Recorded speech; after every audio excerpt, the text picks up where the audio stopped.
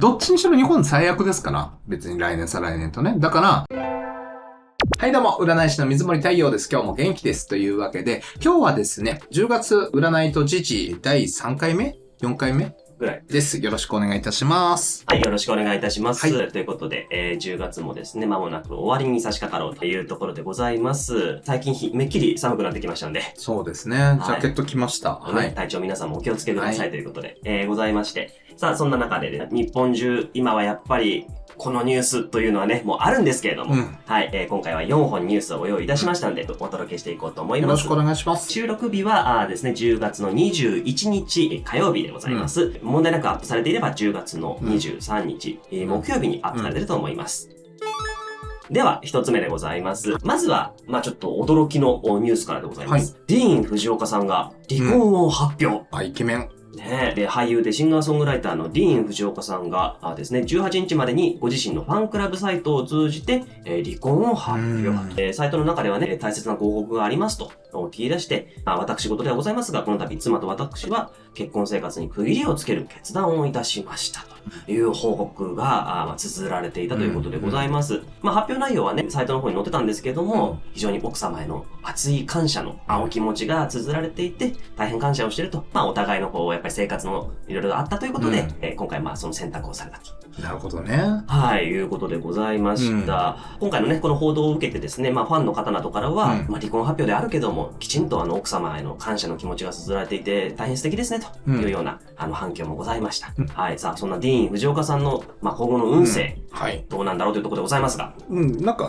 節目なんですよ。45歳くらいで運勢切り替わるんです。45歳でしょ？そうですね。どちらかというと、この20年が結構最強みたいな感じの時期で、アートとか表現みたいなところで認められるのが、26歳ぐらいからの10年で、36歳ぐらいからの10年が今なんですよね。で、お金も入ったりとかっていう感じで、奥さん富豪のお嬢さんだったりしますよね。そうですね。一応報道ではありますけども、インドネシア人の方で、一族がもう音楽事業経営だとか、ホテル経営だとか、すごいことになってるらしいですよね。そう。で、金運としては、どうなんだろうな、反転しやすい時期に今なってるんです、この10年くらい。で、悪くはないだろうけど、吉居混合だなと。恋愛とかなんかお金とかで言ったら、スキャンダルじゃないけど、いろんな噂が出たりとかね、ちょっと大変な思いとかもするだろうけど、本人はもしかしたら自分が望んでる方向に行けるんじゃないかなっていうような10年で、そっから役者として一皮向けて、50代半ばからもう一回活躍していくっていう感じの人生なんだなっていうふうに思います。なるほどね。やっぱりね、ご苦労をされる中での、さらに役者として一皮向けるっていうのはね。この10年は結構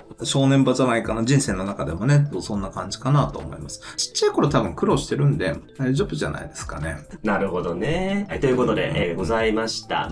良き、今後のご活躍もね、されていただきたいというところでございます。はい。では、二つ目のニュースでございます。これは、なかなか驚きのニュース。どっちかというとめでたい方でございます。堂本光一さん、結婚を決意かで占うか。で、女性セブンの取材でですね、独占報道でございます。堂本光一さん、キンキキッズ改めまして今、堂本として活動されていらっしゃいますけれども、結婚へと大きく前進しているということが取材で明らかになった。2023年にですね、堂本光一さんとの熱愛が報じられていた俳優の佐藤めぐみさん、9月30日をもって所属事務所を退所。続いて、自身のインスタグラムのアカウントも削除しているということが、これ、光一さんのファンの間でざわめきとして広まりつつあるということでございまして、まだちょっとね、いわゆる公式発表、光一さんの方から何か発表というのがあるわけではないんですけれども、これは相当ちょっと話が固まってるんじゃないかということは関係者筋のお話で出ているということでございまして、ちょっとこのお二人の運勢とかどうなんだろうということでございますが。わかりました。見てみましょう。堂本光一さんはすっげえモテそうな配信なんですよね。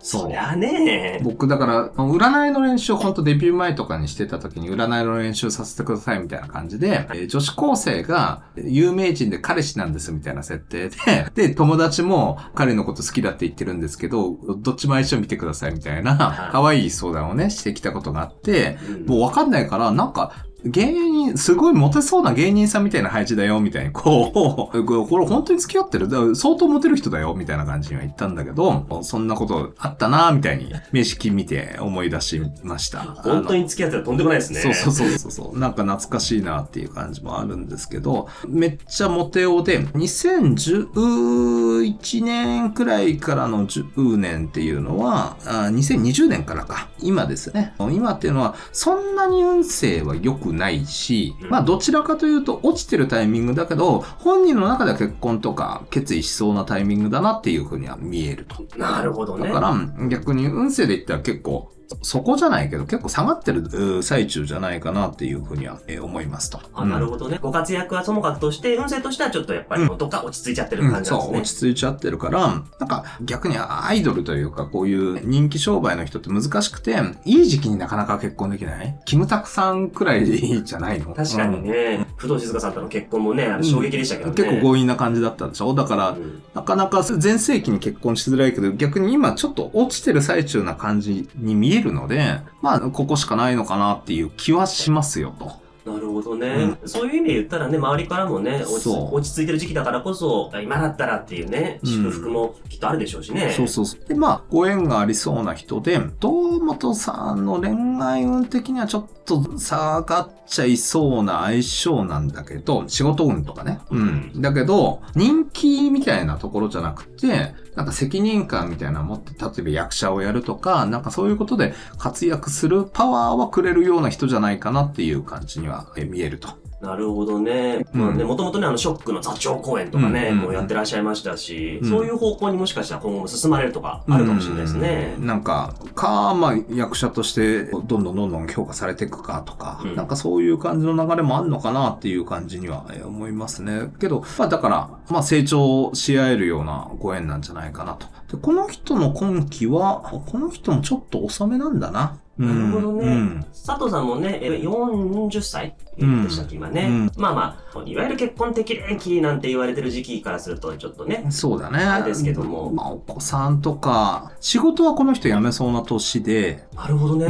仕事は辞めそうな年で、もしかしたらだからお子さんとかできやすい時期にはなってるのかなとは思いますけどね。なるほどね。くっつくといいなとは思いますけど、どうなるんでしょうね。ね、幸せなご結婚にぜひね、向かってほしいなと。ね、まだあくまでちょっと女性成分さんのね、独占報道ですから、どっちなのかまだわかんないですけども。なんか、まあ、結婚だったらめでたいですねっては思います。ね。はい。いい形まとまってほしいですね、本当にね。はい。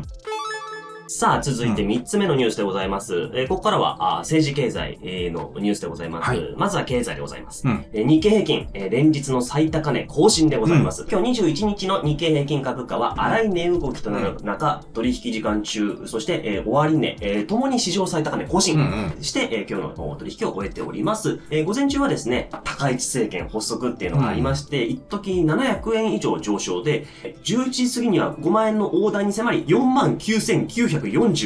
すご。はい、取引時間中の最高値。ただ午後に入りますと売り買いが交錯していって、利益確定、利確の動きも広がって、一時は前日20日の終値を下回ってしまう場面もありましたが、最終的には20日よりも130円高い、49,316円で取引を終え、2日続けて終値の史上最高値を更新。ということでございまして、日経平均株価、まあ、本当にずっとね、最高値を更新している状態が続いてますね。だからまあ、前も言ったかもしれないけど、年末の動画でさ、去年の、だから、ギャンブラーにはいい時期だって、俺、散々言ってたでしょ？言ってましたね。下がったり上がったりするからっていう。だからまあ、これ上がってる最中だなとは思いますので、来年の春以降がちょっといろいろ正念場だろうとは思ってるんですよね。だからまあ、まだ上がっても全然僕はおかしくはないなとは思ってるんだけど、結局、通貨の価値とかが思いっきり変わるんですよ。まあ何度も言ってるじゃないですか。天皇制が、西洋占星術で言ったら双子座、インド占星術で言ったら大牛座くらいの期間って、国体みたいなのが結構変わるんですよね。日本って。だから、前回だったら太平洋戦争からの7年くらいですよね。その前は、ペリー来航からの7年とか、なんかそういう感じなんですよ。だから通貨とかが、例えば、江戸から明治になった時って、やっぱり使えなくなるわけじゃないですか、単位が変わって。まあそうですよね。で、戦前と戦後で通貨の単位って変わるじゃないですか。だからみんなね、逃げるのに必死なの。だからまだもうちょっと上がって、そっから、庶民が喜んで、これは株高だ。ねえ、ほら、馬鹿にしてた連中、見ろつって。投資してよかったみたいな感じになって、そこを思いっきりこう冷やし込むみたいなこととか、どうやって逃がすかっていうのは、いろんなことに手を出しといた方がいい時期じゃないかな、なんていうふうには思いますね。なるほどね。やっぱりそういうね、動乱の時期ですからね。動乱の時期です。で、それを占うのもあって、じゃあ、いよいよ本題いきますか、今日のね。はい、ということでございまして、いよいよ今日の皆さん気になってるでしょう。はい、本題でございます。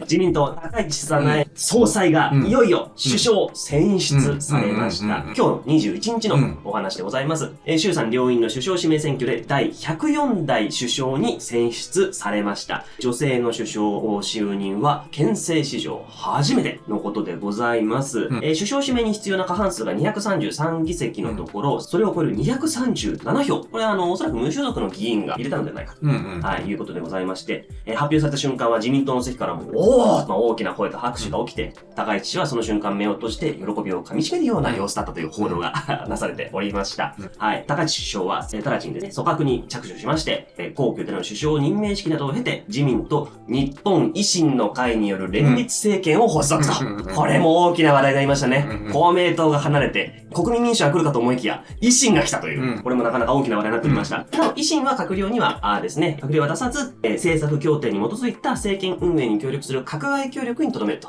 いうことでございまして、今もうすでにね、誰を閣内に入れるかっていうのはですね、発表どんどんされておりますけれども、結構注目のね、方もたくさんいらっしゃいます。総務省は、総務大臣が林芳正さん。ね。やっぱりこの辺選ばれるから。総裁選出てた。総裁選出てました。3番手でしたよね。それから小泉進次郎さんは、ですね、防衛大臣。防衛大臣かっていうね。ここはちょっと面白いなっていう話をね、ちょっと打ち合わせでしたんですけども、財務大臣に、片山さつきさん。そう。というところでございまして。注目しますよ、僕は。他にもね、ちょっといろいろと指名等あるんですけど、とりあえず、こんな状況になっているわけでございますが、いかがでしょうか。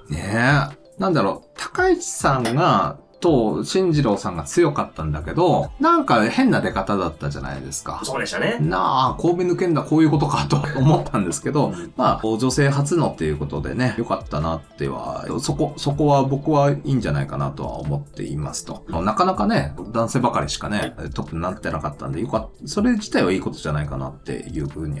嫌いな人もいるからな。女性でも怒ってる人いるもんね。なんかね、女性だからって、みたいなことをおっしゃる。女性の敵だみたいなね、そこまで言わなくてもとは思うけど。ね、なかなかね。で、維新の藤田さんは運いいんですよ。かなり来年とかいいんですよ。国会の代表ね。で、吉村さんは悪くはないけどっていう感じだよね。変な風に悪目立ちするって多分僕言ってたと思うけど、今年の中だったら、このね、10月から結構いいはずなんですよ。だから勝負どころで勝負出たなみたいな感じはすると。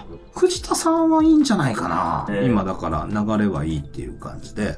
で、漢字の高市さんだけど、今試練の時なんですよ。建国地中で空母で、なんていうのかな、人生が結構大きく変わる時というか、プライベート犠牲にしてでも、なんか頑張るような時期っていう感じで、僕やっぱり総理になってからお知らせされる内容ってあるんでしょ？総理大臣さんって。なんかね、都市伝説的なこと言われてますけど、ネットで話題になってたのは、総理大臣になったら、アメリカに全部これは渡すもんなんですよ、みたいなことが言われてる。そうね。だから、石破さんなんか、玉手箱開けたんじゃないかくらいです。そう。始まる前と、始まってからの老けっぷりというか。そう。だから僕は高市さんの表情を見ると、話には聞いてたけどみたいな顔には見えるけどね。っていうね。だから覚悟してたけど、はぁ、みたいななんかこう、悟りの境地みたいな顔されてるなぁなんていうふうには思いながら見てますけど。方向に気を使ってさ、配置だなと個人的には思ってて、あんまり固有名詞になるべく言わないように、言っていきますけど、林さんは某隣国、赤い感じの隣国と、リンゴは赤いですから。そう、仲いいマスメディアってあるじゃないですか。マスメディア。総務省か、みたいな感じに思いますから、気を使われてるなっていう気はするし、それから、共和党の中でもトランプ派みたいなのともともとブッシュさんじゃないけど、ネオコンみたいなさ、武器商人と仲いい人たちっていうのがいて、そこから武器買う担当、で、パパブッシュとほら仲良かった人、パパいるじゃない、小泉パパがいて、で、それと仲良かったじゃないですか。その人が防衛省か、みたいな感じとか、おやおや。だから、みかじめ料は払いますと。あとは、財務大臣だ。そう。そう。片山さつきさんなんですよ。これ、ちょっと占わなきゃって思って、だから、反緊縮とかよく言うじゃないですか。はい。で、あの人って、ジュリアーノ市長かなんかと仲良かったりして、トランプさんの応援を、ほら、ニューヨーク市長のジュリアーニさんしてたんですよ、2016とかね。だから、あそことパイプがあって、自民党の中でも、トランプさんにかなり近い人なんですね。ああ、なるほど。だから日本のお財布、トランプさんに仲いい人を置きますんで、みたいな感じで、もうなんか、良くも悪くも自民党っていう感じ。方々に。そう。あちらに顔を立て、こちらに顔を立て。そう。だから、もう多分、俺全然自民党好きじゃないんだけれども、こういう感じだよね。何事もなく過ぎ去れるようにするための選択わかんないけどね。ですかね。わかんないけどね。自民っぽいなっていう感じで。で、結局、どちらかというと、高市さんとか麻生さんみたいな勢力と、天下分け目の戦いだったじゃない。そうですね。そうだよね。天下分け目の戦いの負けた側がいるじゃない。負けた側というか小泉さんについた側、半分くらいいるでしょ。そうですね。で、そこと仲いい維新がくっつくかみたいな感じで、ちゃんとお目付け役じゃないけど、しっかり両立てというかなんというかね、もう高市さんも手足縛られてやってくんだろうなとは思いますし、すごいなっていう。首相就任がね、決まる直前とかになってね、靖国参拝に関しては、ちょっと、少しずつ見送るみたいな、発信とかもされて、本当にちょっとバランスというか、この辺でやっていきますよっていう感じがやっぱり高市さんもあるんでしょうね。かなり今回は面白いですよね。だから日本ってやっぱり隣国とかの影響相当受けてんだなっていうのは感じるような感じになってますよね。まだだから綱引きの真っ只中だなっていうふうには思いました。その綱引きがね、どっちの方向にどう向かうのか、まだまだ。だからみんなは生活が気になるからやっぱ財務大臣大事なんじゃないですか。確かにね、片山さんちょっと占ってみましたよ。ね、確かに財務大臣がどうなるかによっては、我々庶民のね、お給料だったりとか、でもらえるお金、やっぱり変わってきちゃいますから。そう。で、外交のところも茂木さんがやるのか。そうですね。だから、すごいバランスだなと思って、ATM はちゃんとやっていきます。言い方。それから、メディアは相変わらずあちら寄りにしておきます、みたいな。すごいよね。地獄。もう地獄って言っちゃった。ずっとバランスって言ってたのに。もうなんかすごいよなって。だから、正義の人からすると怒っちゃうよね、これね。難しいとこですね。僕は残念ながら正義の人ではないので、別に自分なりの客観的な感じで見ていきますけど、片山さんは、心情的にはそんなに嫌いじゃないんですよ、僕。仕事にしか興味ない感じが結構好きで。で、これも女性初でしょ？そうなんですよ。財務大臣って女性やってたことあるかなと思って。なかったんですよ。調べたところでは、一応メディア発表では、初になるということらしいです。で、財務大臣で、財務省出身でしょ？そうか。省っていうか、だから、すごいなと思って。敵ですよ、財務省の。そうね。そう。だから、トランプさんじゃないけど、DS って言うんですか？ね。既得権益というか。日本の既得権には一応トランプさんのお友達を置いとくっていうか、なんかすごいよね。ザクッといくんですかね。からんけど、来年空母ですよ、この人。空母で看護で、この人も何にもできるのかな？結構大変、相当試練ですね。そう。この人ね、ちゃんと評価されるんだと思うんだよな。評価はされる。80代になってね。だから、まだ60代だから、その最中はダメなんじゃないかなっていう気がするんだよね。晩年になって評価はされるけど、っていうところです。だから、日本の大変な時を頑張った人みたいになるんじゃないかなとは思うけど、その真っ最中はやっぱり、すごい燃え上がるんだろうなっていうふうには僕は見えますよ。ある意味では歴史が評価する人物になるかもしれない。けどだから、本当に、どっちにしろ日本最悪ですから、別に来年再来年とね。だから、別に誰がやってもそうなんですよ。別に立憲民主とか、国民民主とか民主党系ですよねとか、公明がくっついて、ひっくり返るかもしれないじゃないですか。ね、公明党の支援団体と労働組合と。だって、お隣と戦争したくないわけだから、そういうエネルギーっていうのも働くと思うんですよ。なるほどね。別にね。だから、そっちがトップになろうと、自民がトップだろうと、例えば全然違うところで、参政党さんとか、山本太郎さんとか、あの辺がなったとしても大変なんですよ。別に大変は大変なんです。で、そんな時に腹座っってそうな人がやるのは、まあまあまあ、大変だけど、ね、頑張ってくださいね、みたいには、やっぱり思いますけどね。なるほどね。国難は国難ですからね。国難ですね。そういう時期、まあそういう時期が来るって聞いちゃうとね、うんもう我々としても、怖いなとは思うんですけれども、まあ来ちゃうものはしょうがないですもんね。アンティークコインとかさ、なんかもう、そういう世界ですよ。なかなかないよ。あと台帳とかね。だから、昔で言ったら、ほら、江戸から明治に行くために、台帳はやっぱり大事だったわけじゃないですか。そうですね。お客様の住所だとか、連絡先が書いてあるこれだけは。まあまあ、視聴者の皆さんのフォロワーとかなんかそういう世界ですよね。なるほどだから持っていけるものってそんなないから、こういう時代の節目にね。だから友達とか大事にしたりとか、ね、そういう時代だなとは思ったりしますけど、はあ、もう女性に預けるかっていう感じで、さすがアマテラス大神の国だなっていうふうには僕は思ってますけどね。まあでもそういう意味で言ったらいよいよっていう感じもしますね。いよいよですね。なるほどね。いや、本当にこれからどうなるのか。まだね、今日21日の段階なので、21のちょっと夕方ぐらいに。そうだね。青い星見えんのかな。うわそういえば。そう。レモン水星ともう一個なんか、なんとかアトラス。そう、ありましたね。3i アトラスだったかな。なんかね、来てるらしいけど、宇宙人かね。新月を迎えた今日ね、果たしてどうなっていくのか。まあまあ時代の節目って感じだね。金星の回答この流れだったね、どうもね。ああ、確かに、金星回答って感じがちょっとしますね。公明抜けて維新院で女性っていう感じの。ドンと。ドンっていう。いやー、こっからさらにどうなるのか。本当だね。引き続き本当に注目していかなきゃなというところでございます。というわけでございまして、以上4つのニュースをお届けいたしました。この動画がちょっと面白かったよと、いいじゃん、